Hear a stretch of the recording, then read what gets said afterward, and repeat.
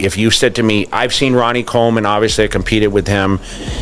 No one could ever blow your mind like Lee Priest looked when he was 21 years old. Fucking nuts, right?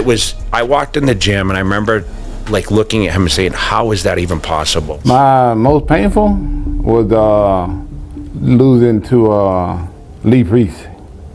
At which one? The pro? The Iron Pro? 97 Ironman Pro. He was a little guy. I was a big guy. Losing to a 5'4" guy was kind of... Yeah. Kind of depressing.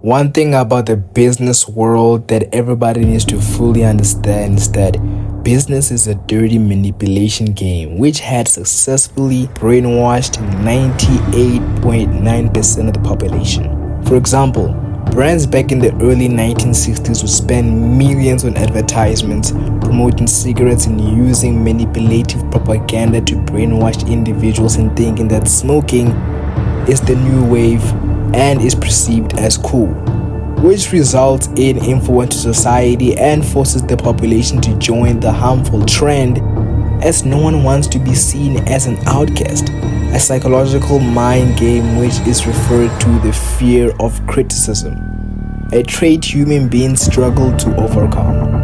But one individual in the bodybuilding business industry separated himself from the herd of the sheep and classified as the black sheep of the bodybuilding industry. Meet Lee Priest, known for his massive arms, blonde hairstyle, douchebag personality, full body tattoos, and his brutal honesty. You know, like you see his face is brown. It's not because he's a black guy, it's because it's the shit from all the fucking ass he's kissing. In this video, we'll be talking into the combination traits and how it managed to make Lee Priest one of the most hated individual in the business side of Bodybuilding Federation. So ensure you like, comment, subscribe, and join the Titan Physique membership for serious in-depth content, as my channel truly provides detailed information which is fully drawn to conclusion. You know, I'm not the average AI generator fucking page, okay? So you get what I'm trying to say. Scott, explain Lee's calves to me in a way that I can understand them. They're as wide as quads. If you ever, and yes, they're getting pushed up on that thing, doesn't matter. If you ever think you have big calves, you don't. Lee Priest does. What the fuck? What on God's green earth is that? And that's not synthol either. Them's real calves. Holy shit.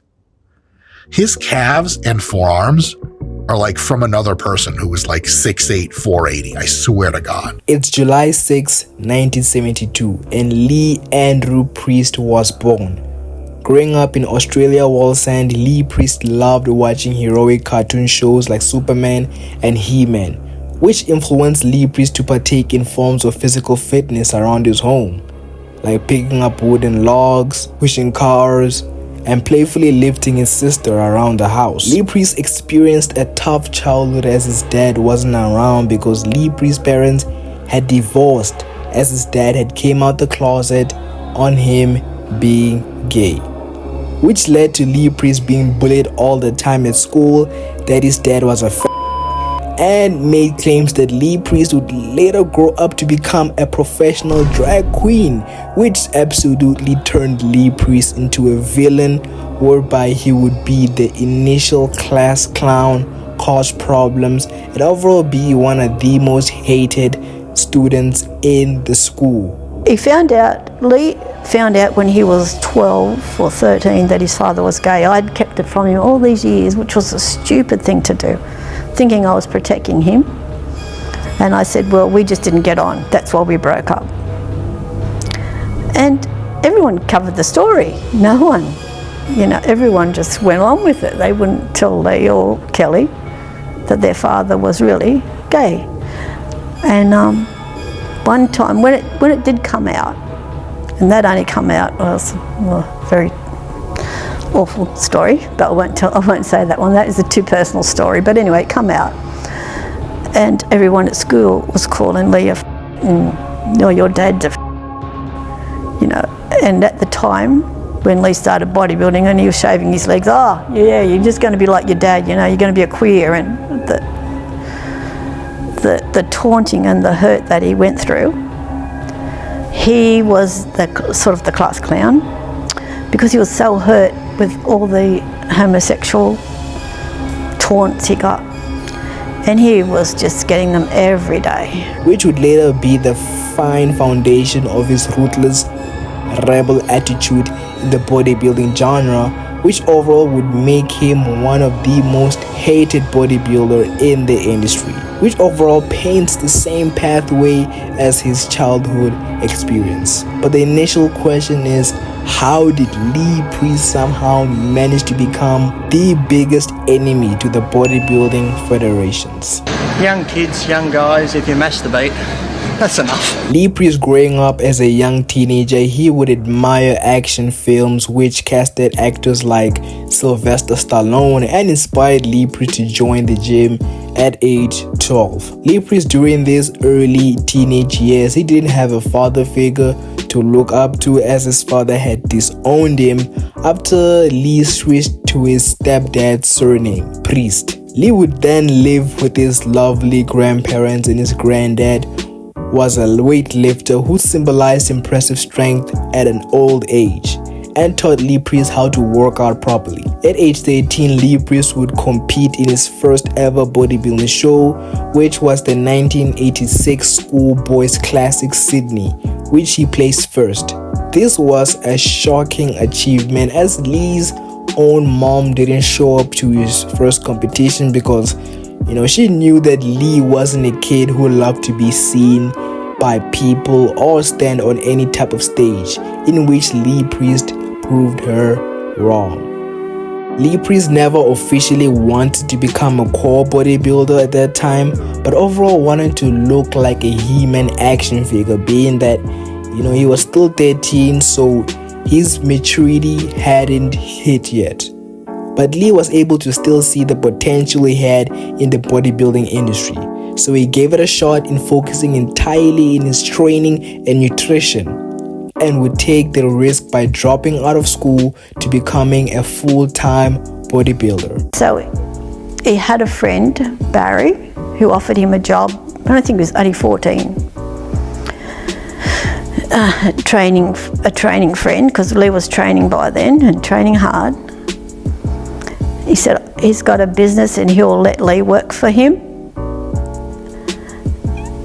if I would let him out of school. And I thought, oh gosh. Lee Priest would go on to dominate the bodybuilding competition in Australia and establish an aesthetic physique, which was very, very impressive as a 16-year-old, and inspired his mom to start training as well, and would later participate in the couple showdown, which made them the first ever mother and son competing on stage together in the world. If I get in shape, will you do the couples with me? Because I had couples back then. Mm-hmm. And my mum was sort of overweight. She likes eating like me. I said to Lee, if I train hard, could I be your partner and we could do the doubles together? And he just looked, give me this look. Lee Priest will go on to win the IFBB Mr. Australia at age 16, 17, 18 and 19. This streak attracted loads of jealousy in the federation, which led to Lee Priest being exposed for failing the drug test, and accusation Lee couldn't comprehend with. Lee Priest felt completely betrayed that the IFBB would lie about him and cry to his mom so he could do another drug test, which came out negative, but the IFBB claimed that the results were accidentally lost in the drug testing stats. Well, it'll be $375. My mum said, I don't care, I'll pay it. But the thing was, because I was a member of the IFBB, that sporting organisation, we had to get their permission. And they said, don't test him again. And then my B sample, because you always got to test the B sample, it went missing. This situation was the start of Lee Priest seeing the dark side of the IFBB Federation. Lee Priest went on to compete and win the Mr. Australia national title multiple times, and was refused to be given his pro card, being that he was quote-unquote too young. But Lee Priest went on to win the national title again, but still rejected. Then Lee decided to hop on steroids in hopes he would finally turn professional in the IFBB's eyes. But sadly, he still got rejected. Because you weren't. I wasn't on anything. Yeah, that's that. So I didn't take anything. Once we get to 19, you'll notice when I took some gear. So, just for everyone to know, you won the Australian. I won it 3 times without gear. Yeah. Up from 13 competing till 19, I hadn't taken anything yet. But because you'll notice, I'll let you know when I do take it. That was guest posing at a high school somewhere. Still hadn't taken anything. So, how old were you then? I think I was about 18. Okay.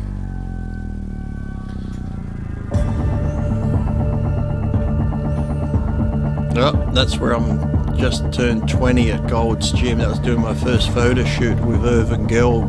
Yep. At Gold's Gym.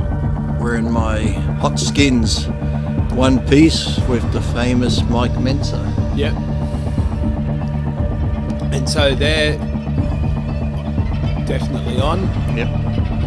So you can see I'm sure you know, if you come across a 19 picture somewhere, you'll see. There's some pictures on there. You might have them there. I'd let you know when you come to it, or we go on and do American pictures now. Yeah, I just picked some random ones just to get like a timeline of. Okay, we'll keep clicking, and we'll see what the next one is. Oh, that was when I won the San Francisco Pro Show in 2002. And because that actually Google young Lee Priest, and a couple will pop up, and you'll see from 17 to 19. Because when I won the Australias, I was always a lightweight, and then because oh look at that.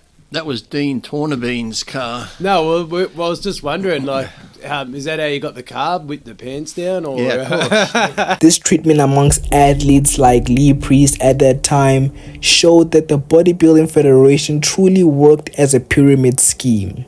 Lee Priest at age 19, he had flew to the US to stay there for 2 weeks for the photo shoot.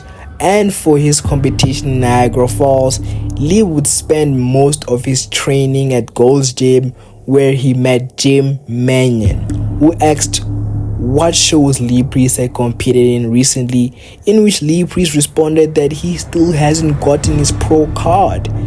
This led to Jim contacting Wayne DeMilia to send out a notice to Paul Gray to lend Lee Priest's deserved pro card. After getting his pro card, Lee would run into Ed Connors, who found Lee Priest's physique being the best body he had ever seen, and initially became one of Lee Priest's biggest supporters, which led to Lee Priest getting reintroduced to Joe Weider and signing a contract.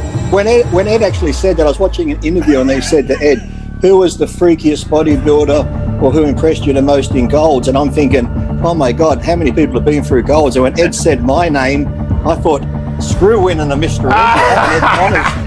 Having Ed Connors say you're one of the freakiest or the freakiest bodybuilder and that he's ever seen in that gym, because Ed's seen everybody. To me, screw the Olympia title. That's a win for me. That is a pretty big accolade. And they've stayed at his house too. So well, I don't like the term freaky. I think just the greatest, because given that I met you, Lee, at age 20, given what you looked at that age and what I knew you were doing, I mean, you were truly a freak, but you were the greatest.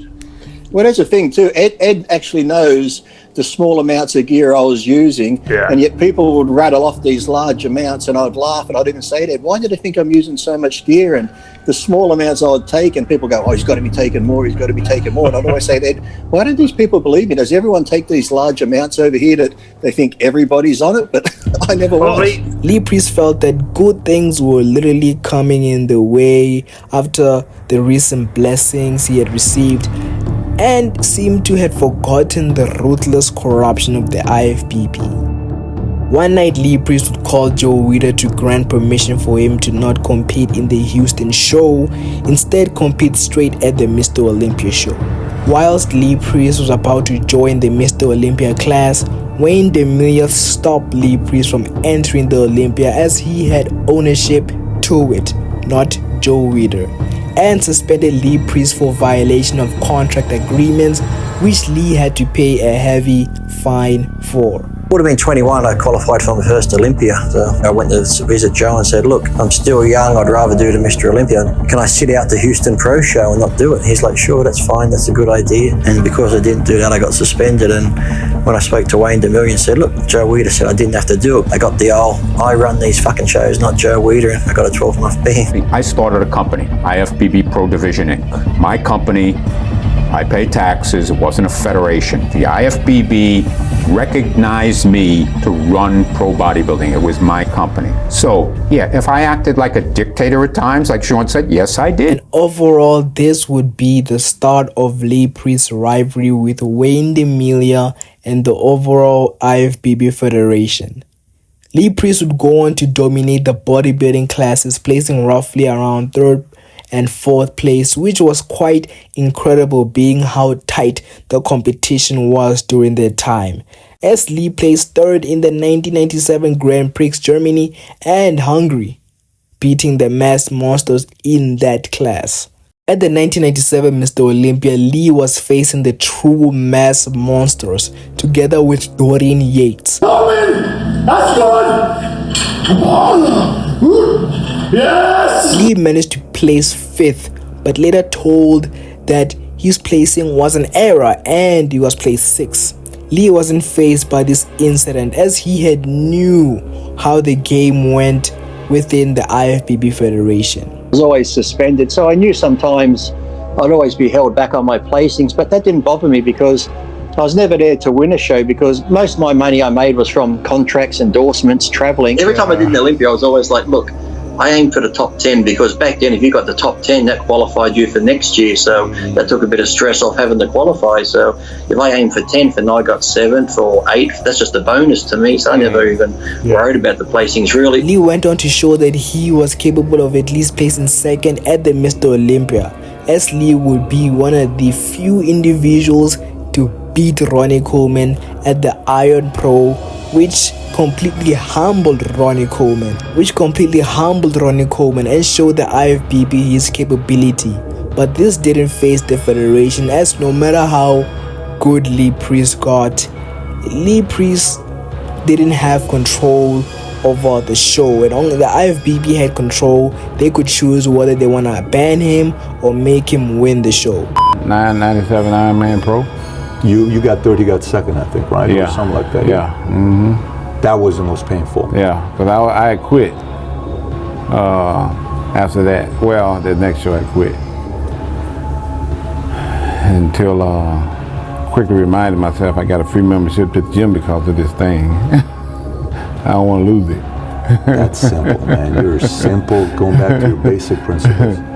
Yeah. What bothered you about losing to Lee, out of everybody? He was a little guy. I was a big guy. Losing to a 5'4" guy was kind of depressing. I mean, losing to Jay wasn't the thing about losing to Jay, was just me losing, you know, because I had won 8 in a row, so that didn't even factor into the equation. Lee Priest went on to place 8th at the Mr. Olympia 1999 and 6th at the 2000 Mr. Olympia. And deep down he still knew that there was politics behind his placings, as he barely had any call-outs during those shows.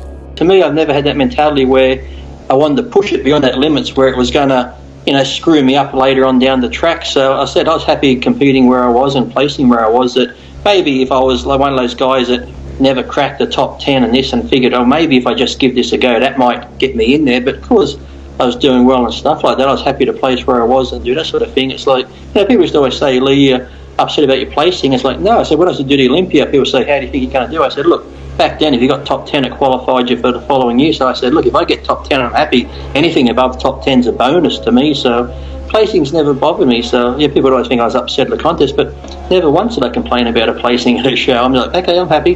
Fans would come up and say you should have placed higher. Well, that's good enough for me. So next day, I'm back in the gym. I wasn't one of. I'd train up, and if the contest was Saturday, I'll be still training, doing cardio on Friday because I love training. I wasn't one of these guys that stops training days before a show. And you were in the Olympia 6 times, bro. Yeah, could have been in it more, but I was suspended a couple of years. I just didn't want to do it, so I just...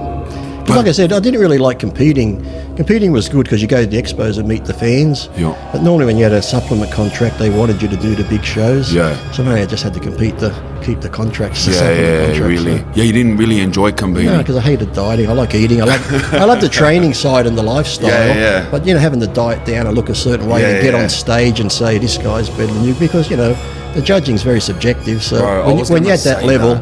Everyone's so close. Some people like the big freaky physique, some like the symmetrical physique. So really the judges, there's a lot of politics back then as well. Say that, bro. 2001 Ironman Pro Lee Priest placed 7th, which was clearly a robbery being how peaked his physique looked during that time. A few weeks later, Lee Priest would be hospitalized due to his left ventricle functioning at only 40%, which left his heart at risk of failure, and was advised to take a month off the gym. But Lee Priest refused to listen and went straight to the gym. 2002, in the San Francisco show, Lee Priest had a visit from Wayne DeMilia, whereby conflict had occurred because Lee Priest, in one of his muscle magazine, he had exposed the dark scams of the IFBB, which initially created a bad publicity to the federation and overall could have cost its financial status. Same year, a tragic robbery would occur once again, whereby Kevin Levrone would be beaten by Ronnie Coleman, who had lost size and fullness during that 2002 Mr. Olympia, to an extent in which Jay Cutler was regretting not competing that year, as Ronnie wasn't at his best, and for him to beat Kevin Levrone was just an 8K quality robbery, similar to the 1997 Dorian Yates and Nasser El Sambati controversial robbery. Now, but back then it was just like and then it would be like sometimes too, if say it was the Ironman Pro Show and it's sponsored by Muscle Tech. Yeah. If there's a Muscle Tech athlete in there who's high paid, he suddenly wins the show. Oh, so dead set. It's just that bad. Yeah, used to be, yeah. Fucking hell. In 2003, a conference would be held and Lee Priest would speak against the corruption of the IFBB. So was Kevin Levrone and Sean Ray. The conference addressed the matter of lack of funding in bodybuilders as their dead-end contract stated that attending expos and gigs were compulsory, and if attempting to leave the contracts, athlete would face a fine of about $100,000, a deal which included the devil, and the top 10 Mr. Olympia bodybuilders weren't getting paid the prize money they deserved. As Lee Priest exposed that Gunther Schlurkamp got paid more than him, even though he placed lower than Lee Priest. And not only money was the main corruption, but female judges would place a bodybuilder that they had slept with at a higher rank. We know what goes on. I said, well, you run the sport if you know what goes on. This one judge was like, I don't care how such and such looks. I always put him first because she was sleeping with him. I said, she shouldn't be on the judging panel. Simple as that. I said, she's doing it, so I have her judge. No way. So there's all that I didn't crap. even know there were females on the judging panel. Yeah, there's a few. Or it used to be. That you have been planning on sharing your prize money with the athletes that place out of the prize money, and I was wondering if you're still planning on doing that, and if you have any animosity towards the IFBB for it coming down to one athlete having to provide for the others. I don't have any animosity towards the IFBB at all, but this is the Mr. Olympia, the biggest show supposedly in bodybuilding, and the Arnold Classic can give out every prize money to all the competitors, and the GNC this year is giving out prize money to every competitor. So when you have a show like the Olympia where people have to qualify to be here, and you have the guy who came 15th, 16th training just as hard as me, and I get money and he doesn't, I just don't see it's fair. So if I'm placing in the money, yes, I will give them some of my prize money. So.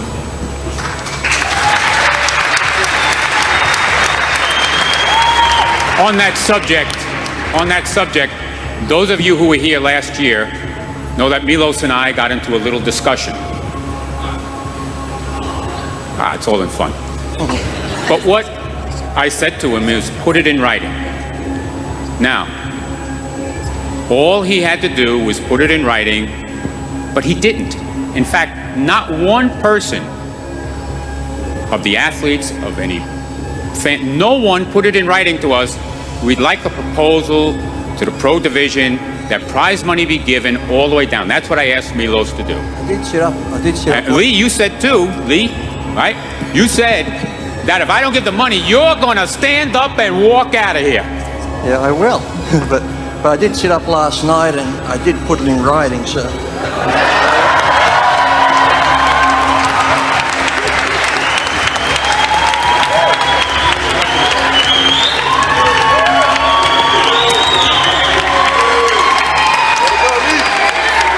Now, because he put it in writing, and I know everything these guys are going to do. The dark side of the IFBB was revealed. Years would go by and Lee Priest would focus on other things like drag racing, and when Lee decided to show up as a guest at the Olympia stage, he would be banned by Robert Chang, the director of the IFBB. One's putting our lives on the line, killing ourselves, so just make it fair, because some contests, like backstage, they wouldn't even have water. And I'd say, look, we're dehydrated, we need a bit of water. I stopped complaining, Lee, why are you being difficult? I said, normally, if you weren't dieting for a show, a bottle of water wouldn't mean shit. But when you're at that level of dehydration and your mouth's dry, it's like just a sip of water. It's like, so little things like that. But because I did the PDI, they're like, Lee, that goes against our rules. Compete with another organisation. I said, wait a minute. I said, oh, yeah? Like yes, I'm with the IFBB, but I pay for my pro card every year. You got to pay for it. That's it. I said, in the contract, it says I'm an independent contractor. I said, you're not paying me to be with you. So this organisation come along, they got a contest that doesn't conflict with your contest, so I'm going to do it. If I can make extra money here, why not? I said, if we're going by the rule book, you've got convicted felons, that's against your rules. You've got guys and girls doing pornographic stuff. I said, why don't they get in trouble? Oh, you're going to be difficult? Your 1 year suspension, now it's 2 years. I said, I'll fucking make it 4, I don't care. But then I started doing a radio show. On that radio show, I'd talk about the politics, good and bad. But because I did that, they said, okay, now you're suspended for life. So I'm like, I don't give a shit. So 06 was my last IFBB show. 010 and that was when I got the lifetime suspension. And then I wasn't going to compete anymore after my grandfather passed away. So for 7 years I didn't do anything. And then 2013, NABBA asked me what I'd be interested in doing the Mr. Universe. I'm like, oh fuck, I've had 7 years off. If I go to NABBA and I go to do the Universe and I don't do well, even if I look great, oh, you fucking washed up loser. I was 42 at the time. I'm like, oh, this could end bad. But I went over and won the Mr. Universe. That's it. Yeah, so that was pretty good. I got in the NABBA Hall of Fame, and so that was good. And then, yeah, now I turned 50. Like just 2 months ago, I just went back to Venice, California, and got inducted into the Venice Beach Hall of Fame. Oh, hectic. So I have a bronze plaque now down there at Venice Beach. Oh, bullshit. Yeah, so, hectic. Lee shouldn't step foot in the IFBB Federation, which made Lee Priest an outcast to bodybuilders associated to the IFBB, to an extent whereby Jay Cutler himself would refuse to be seen with Lee Priest, quote-unquote banned athlete, as that could have ruined Jay Cutler's image, which showed how bad the federation had gotten the athletes in a rat race. Lee Priest as of today still remains the same brutal, honest blonde myth and doesn't have any regrets of his transparency in the past and the consequences. But the overall conclusion of the story is that would you want to live in silence and be a slave, or live in self-worth but live in forever criticism? Yeah, I think it's just because I've always been open that way. My mum can tell you from a young age, I've always asked why. Nothing was ever, Lee, this is the way it is. I always have to question why. When I was young, my dad used to play the organ at the cathedral in the church, and we were really a church family, but yet my mum could tell you every Sunday I was kicked out of Sunday school because I'd be questioning, how could Mary be a virgin? How could a guy live in the belly of a whale? So I said, from a young age, that's always been my personality, that I'd want to know why. If you tell me something, I want to know why it's that way, and why does it have to be that way? Or if someone says it can't change, I want to know, why can't it change? Why can't we make change to this? So I think it's just been my personality. If I wasn't into bodybuilding, I probably would have been through probably 20 odd jobs by now, questioning the boss. Why has that got to be done a certain way like that? Why can't we do it this way? And so I think it's just my personality, the way I am, and I've always had that intrigue to want to know things. It's like, just give me, someone can say this is the way it is. Then I say, okay, I'll take it that if that's the way it is, but can you explain to me why it's got to be that way? So, bye, have a great time.